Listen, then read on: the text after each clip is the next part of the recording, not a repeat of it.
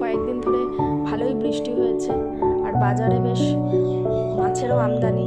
সেখান থেকে এই যে পুঁটি মাছ বাড়িতে 1 কেজি নিয়ে আসা। মাছগুলো সত্যি একদম টাটকা আর পরিষ্কার ছিল, কিন্তু যখনই এই এতগুলো মাছ একসাথে বেছে রাখার কথা মনে পড়তেই আমার যেন কান্না পেয়ে গেল। প্রায় 1 ঘন্টা ধরে মাছগুলোকে আমি ভালোভাবে পরিষ্কার করলাম। পরিষ্কার করার পরে মনে হলো, বাবা, বড় যেন একটা পরীক্ষা থেকে আমি পাশ করলাম।